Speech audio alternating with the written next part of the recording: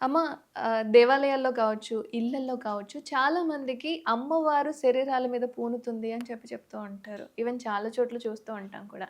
ఇలా ఒక అమ్మవారు మానవ శరీరంపై వచ్చి పూనడం అనేది ఎంతవరకు సమంజసం అంటారు? నిజంగా ఈ పూనకాలు అనేవి నిజమా? అబద్ధమా? అనేది మీ మాటల్లో ఒకసారి. ఎంతవరకు అంటే చాలా కొంతవరకు నిజం.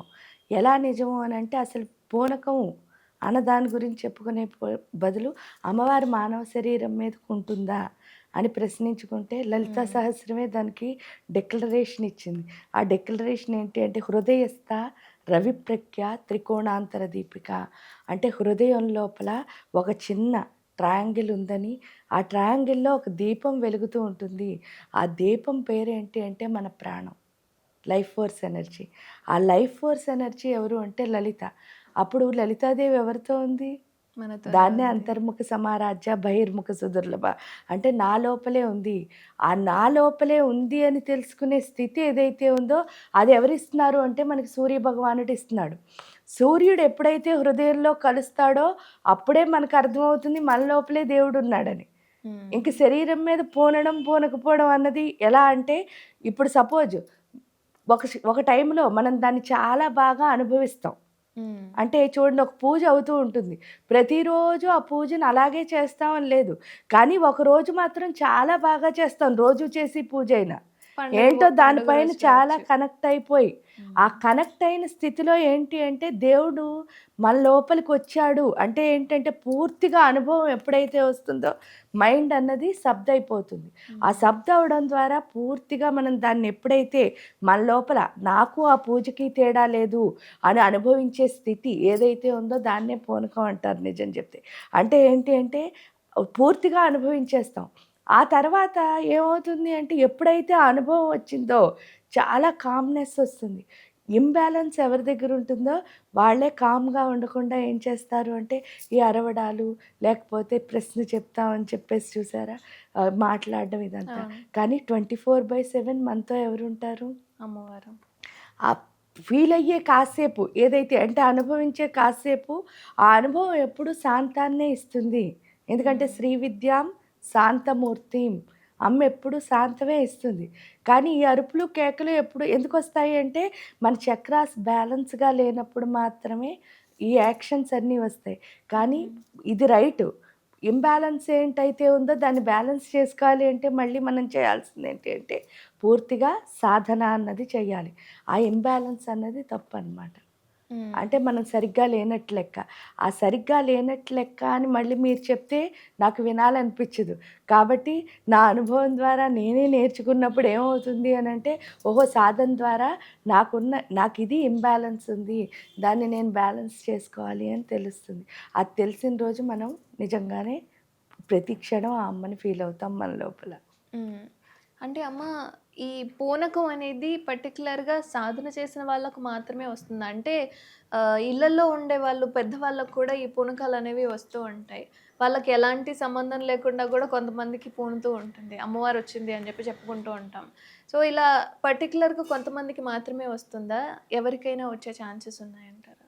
అసలు పూనకం అన్నది ఏంటి అంటే, ఎప్పుడూ దేవుడు వాళ్ళలోనే ఉన్నాడు కదా! అంటే మీలో ఉన్నాడు, నాలో ఆ! ఉన్నాడు, సంబంధం అందరిలోనూ లేకపోయినా ఉన్నాడు. అందరిలో ఉన్నారు అని. అందరిలోనూ ఎందుకంటే దైవశక్తి అంటే ఆ ప్రాణం లేకపోతే మనెవరు అసలు ఏమి చేయలేము. ఇప్పుడు మనం మాట్లాడుకుంటున్నాం అంటే మన లోపల ఉన్న ప్రాణశక్తే కదా కారణం. అవును. లేకపోతే చలనం లేకుండా ఉంటాం. హ్మ్. ఆ ప్రాణశక్తి అందరిలోనూ ఉంది. అంటే దేవుడు అందరిలోనూ ఉన్నాడు. ప్రతి ఒక్కళ్ళలోనూ దేవుడున్నాడు కాబట్టి అది అనుభవించడం ప్రతి ఒక్కళ్ళకి సాధ్యం. హ్మ్. కాకపోతే దానిలో వచ్చే ఇంబాలెన్స్ మాత్రం సాధన ద్వారానే పోతుంది. ఓకే. సాధన చేస్తేనే ఎందుకు సాధన చేస్తేనే అంటే పూర్తిగా అదేమిటో అర్థమైతేనే కదా! మనం తప్పు చేయకుండా ఉంటాం. అవును. ఇప్పుడు సముద్రంలోకి వెళ్ళామనుకోండి, పైనుంచి చూసినంత సేపు ఏమనిపిస్తుంది? చల్లగా చాలా అనిపిస్తుంది. పైన ఏమీ లేదు. ఆ! అలా నడిచి లోపల వరకు వెళ్ళిపోవచ్చని అనిపిస్తుంది. అవును. కానీ దూరం వెళుతున్న కొద్దీ అది ఎంత లోతుందో మనకి తెలుస్తుంది. తెలుస్తుంది. ఇక్కడ కూడా విద్య అంతే. ఈ విద్య అన్నది మనలో ఏదైతే ఇంబాలెన్స్ ఉందో దాన్ని బ్యాలెన్స్ చేస్తుంది. అప్పుడు ఈ పూనకాలు వచ్చాయి అని చెప్పాల్సిన పని లేదు. హ్మ్. ఎందుకంటే దానంతట ప్రతి అదే. ఒక్కళ్ళలోనూ దేవుడున్నాడు. హ్మ్. మనలో ఉన్న ఇంబాలెన్సే అలా బయటికి చెప్పిస్తుంది. హ్మ్. మనలో బ్యాలెన్స్ ఉంటే ఎప్పుడు ఎలా ఉంటాం? మూర్తీభవించినట్టు చక్కగా మన జ్ఞానం ఎక్కడ ఉపయోగించాలి అన్నది మనకు అర్థమవుతుంది. అంటే ఈ సంవత్సరానికి ఇలా చెయ్యండి. హ్మ్. ఇది చేయడం వల్ల నేను అశాంతింపబడ్డాను. నాకు శాంతం కావాలి అంటే నాకిది ఇలా పూజలు చేయండి, పురస్కారాలు చేయండి అని చెప్పి చెప్తూ ఉంటారు. ఇదంతా అబద్ధం అంటారా మరి? నా వరకు అబద్ధం. ఎందుకు అంటే చెప్తాను వినండమ్మా. మనందరికంటే పైనున్న వాళ్ళనే కదా దేవుడని పిలుస్తారు. అవును. అందుకే కదా మనం దండం పెడుతున్నాం. హ్మ్. అంటే దేవుడికి అసంతృప్తి ఉంటుందా? హ్మ్. అంటే నాకు ఇది కావాలి, ఇది చేయలేదు, అది చేయలేదు, నాకు కొబ్బరికాయ కొట్టు, నిమ్మకాయ ఇవన్నీ అదే. చెప్పడానికి అదే. దేవుడికి అసంతృప్తి అన్నది ఉందా చెప్పండి? హ్మ్. అసంతృప్తి ఎవరికుంది? మనుషులకి. మనకే ఉంది. అంటే మనలాంటి భక్తులకే ఉంది.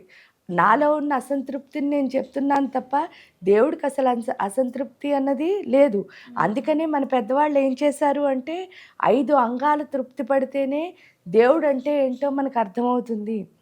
దేవుడు అన్నది పూర్తిగా భావస్థితి. ఆ భావస్థితి అంటే ఏంటి అంటే, ఎప్పుడూ దేవుడితో కలిసి ఉండడం. ఆ కలిసి ఉండే స్థితి ఎలా వస్తుంది అంటే, ఈ 5 అంగాలు తృప్తి పడితేనే. అవేమిటి అంటే, మనోరూపేక్షు కోదండ పంచతన్మాత్ర సాయక అని చెప్తారు. పంచతన్మాత్రలు అంటే అర్థం ఏంటంటే, ఒకటి మన శబ్దం, స్పర్శం, రూపం, రసం, గంధం. ఈ 5 తన్మాత్రలు తృప్తి పడితేనే మన మనస్సు అన్నది మన కంట్రోల్‌లో ఉంటుంది. అంటే మైండ్ మన కంట్రోల్‌లో ఉంటుంది. ఆ మైండ్ కంట్రోల్‌లో లేనప్పుడే ఇలాంటి బయటికి అంటే నాకు ఇది కావాలి, అది కావాలి. దేవుడు అసలు ఏది కావాలి కాదు. మనకిచ్చేవాడినే దేవుడు అంటారు. హ్మ్. మన దగ్గర తీసుకోడు దేవుడు. ఎందుకంటే మీరు రాధాకృష్ణ తత్వం అనుకోండి, శివపార్వతి ఏ తత్వంలో చూసినా దేవుడు ఎప్పుడు మనకిస్తూనే ఉంటాడు. హ్మ్. ఈవెన్ ప్రకృతిని చూడండి. ప్రకృతి ఎప్పుడు మనకిస్తూనే ఉంటుంది. మన ఏం నుంచి ఎక్స్‌పెక్ట్ కోరుకోదు. చేసేదాన్ని దేవుడని అనడు. దేవుడి దగ్గర ఆశించే లక్షణం ఉండదు. ఎక్కడ ఆశించే లక్షణం ఉండదో అక్కడే అనుభవం అన్నదొస్తుంది. సో, మనం ఇంకా ఆశిస్తున్నాం అంటే అది ఎవరి మైండు? మనుషుల మైండ్. మనుషుల మైండ్. అది పోవాలి కాబట్టే ఈ పంచ తన్మాత్రల్ని తృప్తిపరచాలని మన ఋషులు, మునులు ప్రవేశపెట్టిందే పూజలో. ఏంటి అంటే జపం చెయ్యాలి, తర్పణం చేయాలి, యంత్ర పూజ చేయాలి, హోమం చెయ్యాలి, అన్నదానం చేయాలి. ఈ 5 ఎందుకు చేయమన్నారు అంటే ఫస్ట్ నన్ను నేను సాటిస్ఫై చేసుకుంటేనే దేవుడంటే ఏంటో తెలుస్తుంది. తెలుస్తుంది. నన్ను నేను సాటిస్ఫై చేసుకోనప్పుడే ఇలా మాట్లాడతాం అనమాట. అంటే ఇది కావాలి, నాకు ఈ దీపం పెట్టు, లేకపోతే ఆ! నువ్వు ఈ తప్పు చేసావు. దీనికి శిక్ష దేవుడంటే అనుభవిస్తున్నావు. శిక్ష అనుభవిస్తున్నావు. అసలు దేవుడంటే అర్థం ఏమిటి అంటే, మనలో ఏవైతే లోపాలున్నాయో దాన్ని సరిచేసే వాళ్ళని దేవుళ్ళు, లేదా గురువులు, లేదా తల్లి, లేదా తండ్రి ఇవన్నీ చెప్తాం. మనలో లోపాలను ఎత్తి చూపేవాళ్ళెవరు?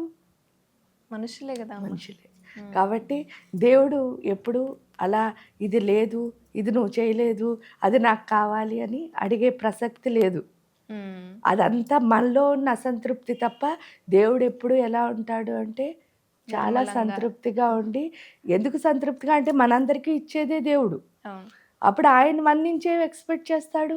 ఆయన ఇప్పుడు దగ్గర మీ అన్నీ ఊళ్ళో ఒక ఉన్నాయి. రాజుగారు ఉన్నారనుకోండి. ఆ! ఆ రాజుగారు మీరేదో మంచి పని చేశారు. మీరు చూస్తే. ఆ మంచి పని చేయగానే మీకు ఒక గిఫ్ట్ ఇచ్చారు రాజు. హ్మ్. కానీ మీరేమిస్తారని రాజు వెంటనే వెయిట్ చేస్తూ ఉంటారా? లేదు అడగడు. ఎందుకంటే రాజుకి ఆల్రెడీ అన్నీ ఉన్నాయి. అవును.